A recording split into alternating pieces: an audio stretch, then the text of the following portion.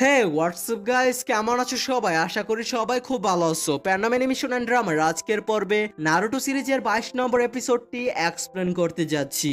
আর আগের এপিসোডগুলো যারা এখনো দেখেননি অবশ্যই দেখে নিবেন, যে এগুলো এই চ্যানেলে এক্সপ্লেন করা আছে।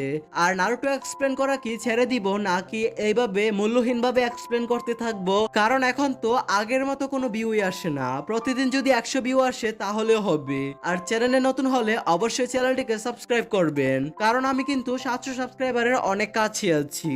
তো কথা না বাড়িয়ে চলো মূল ভিডিওতে যাওয়া যাক। তো এপিসোডের শুরুতে আমরা দেখি টিম 7 নিজেদের এক্সামিনেশন রুমের দিকে যাচ্ছে।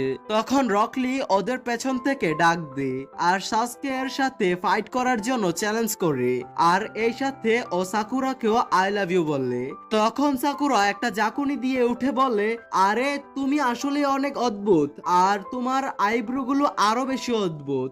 এরপর সাসকে রকলির সাথে ফাইট করার জন্য রাজি হয়ে যায়। তখন রকলি মনে মনে বলতে থাকে, এই ফাইটের মধ্যে দিয়ে আমি সাসকের ফাইট টেকনিক গুলো আর এক্সামিনেশন শুরু হওয়ার আগেই জেনে নিতে পারবো। তখন নারুটো রেগে যায় আর বলে, সবাই শুধু সাসকে সাসকে কেন করে? তখন সে বলে, আমি আগে রকলির সাথে ফাইট করব। তখন সে রকলির সাথে ফাইট করার জন্য দৌড় দেয়, কিন্তু রকলি নারুটোকে খুব সহজেই হারিয়ে দেয়। তখন সাসকে বলতে থাকে, আমি ওকে 5 সেকেন্ডের মধ্যেই হারিয়ে দেব। তখন সে রকলিকে পাঞ্চ মারার জন্য যায়, কিন্তু রকলি সেটাকে ডস করে অনেক স্পিডে সাসকেকে একটা কিক মেরে দেয়। তখন সাসকে মনে মনে বলতে থাকে, ও মনে হয় কোনো জুৎসু ব্যবহার করছে, নিনজুৎসু অথবা গেনজুৎসু। তো এরপর সাসকে নিজের শারিনগান অ্যাক্টিভেট করে, যেটা দেখে সাকুরা খুশি হয়ে যায়, কারণ ও আগে এটা কখনো দেখেনি। তো এরপর সাসকে মনে মনে ভাবতে থাকে, এখন আমি ওকে ধরে ফেলবো যে সে কোন জুৎসু ব্যবহার করছে। তখন সাসকে আবারও অ্যাটাক করে, কিন্তু সাসকের শারিনগান অ্যাক্টিভেট করা সত্ত্বেও রকলি ওকে আবারও একটা জুড়ে পাঞ্চ মেরে দেয়। তখন রকলি বলতে থাকে, তোমার এই চোখ তোমার কোনো কাজে আসবে না, কারণ আমি কোনো রকমের গেনজুৎসু অথবা নিনজুৎসু ব্যবহার করি না। আমি শুধুমাত্র টাইজুৎসু ব্যবহার করি, যেটা হলো সিম্পল মার্শাল আর্টস। তো রকলি যেহেতু মার্শাল আর্টস ব্যবহার করছে, সেহেতু সেখানে সাসকে রকলির কোনো মুভমেন্ট দেখতে পারছে না।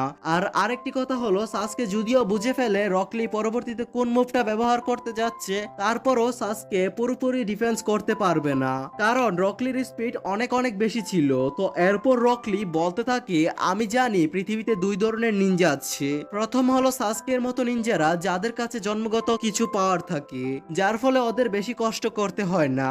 আর দ্বিতীয়ত হলো আমার মতো নিনজারা, যাদের কাছে জন্মগত কোনো স্পিড বা পাওয়ারই থাকে না। এই জন্য আমাদের প্রতিদিন একই ট্রেনিং করতে হয়। আর এইটা বলে ও সাসকেকে আরেকটা কিক মেরে দিই, আর দ্বিতীয় পলকে ও সাসকের পেছনে চলে আসে আর নিজের হাতের ব্যান্ডেজ খুলে কোনো একটা স্পেশাল মুভ ব্যবহার করতে যায়, আর সাসকেকে বলে, ইউ আর এ ফিনিশ। কিন্তু তখনই কে যেন রকলির ব্যান্ডেজে শুরিকেন মেরে সেটাকে আটকে দেয়। তখন নারুটো একটা কচ্ছপকে দেখতে পায়, যেটা কথা বলতে পারে। তখন কচ্ছপটা বলতে থাকে, তুমি জানো তুমি লাস্ট যে টেকনিকটা ব্যবহার করতে যাচ্ছিলে সেটা ব্যান্ড করা হয়েছে। তখন রকলি কচ্ছপটার কাছে মাপ চায়। তখন নারুটো চিন্তা করতে থাকে, এটা মনে হয় রকলির সেনশি। তখন নারুটো সাকুরার কাছে যায় আর জিজ্ঞাসা করে, কচ্ছপরাও কি সেনশি হতে পারে নাকি?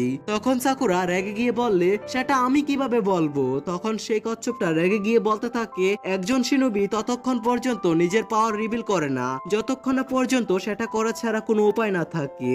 তখন কচ্ছপটা বলে, এই জন্য তোমার সাজা পেতে হবে। তখন কচ্ছপটা কাইসেন্সিকে বাইরে আসতে বলে। তখন আমরা দেখতে পাই কোথা থেকে যেন একটা লোক কচ্ছপটার পিঠের উপর এসে পড়ে, আর ওই লোকটাকে দেখতে একদম রকলির মতোই লাগছিল, আর ওনার নাম মাইট গাই ছিল, যেটা দেখে সাসকে, সাকুরা আর নারুটো অবাক হয়ে যায়। তো এরপর কাইসেন্সি রকলিকে একটা ঘুষি মারে। এরপর কাইসেন্সি রকলিকে বলতে থাকে, এটা তোমার ভালোর জন্যই ছিল, যাতে তুমি পরে এইসব ভুল আর না করো। তো এরপর ওরা দুজন কাঁদতে শুরু করে আর একে অপরকে হাক করে, যা দেখে টিম 7 অবাক হয়ে যায়। তো এরপর কাইসেন্সি টিম 7 এর কাছে কাকাশি সম্পর্কে জানতে চায়। তখন টিম 7 বলে, আপনি কাকাশিকে কি কিভাবে চিনেন? তখন কাইসেন্সি বলে মানুষ আমাদেরকে এক রাইভাল হিসেবে চিনে। তখন নারুটো আর সাসকে বলে আপনি কাকাশির সামনে কিছুই না, শুধু শুধু চাপা মারেন না। কিন্তু তখনই আমরা দেখি কাইসেন্সি চোখের পলকে টিম 7 এর পেছনে চলে আসে। তো এরপর কাইসেন্সি বলতে থাকে আমি কাকাশির সাথে 50 বার জিতেছি আর সে 50 বার হেরেছে। তখন নারুটো বলতে থাকে আপনি কাকাশিকে হারিয়েছেন, বিশ্বাস হচ্ছে না। তখন কাইসেন্সি বলতে থাকে ফ্যাক্ট তো এটাই যে আমি কাকাশির চেয়ে বেশি ফাস্ট এবং দুর্দান্ত এবং শক্তিশালী। তখন সাসকে মনে মনে বলতে থাকে উনি আসলেই অনেক দ্রুতগামী, কিন্তু কাকাশিকে হারানোর ব্যাপারটা একেবারে মিথ্যা হতে পারে না। তো এরপর কাইসেন্সি সেখান থেকে উদা হয়ে যায়। তো এরপর রকলি বলতে থাকে আমি এখানে সাসকে হারাতে আসিনি, আমি এখানে শুধুমাত্র প্র্যাকটিস করতে এসেছিলাম। রকলি আরো বলে আমি আমার ফুল পাওয়ার এখনো ব্যবহার করিনি, কিন্তু এক্সামের সময় যদি তোমার আমার মুখোমুখি হয় তবে আমি আমার ফুল শক্তি ব্যবহার করব।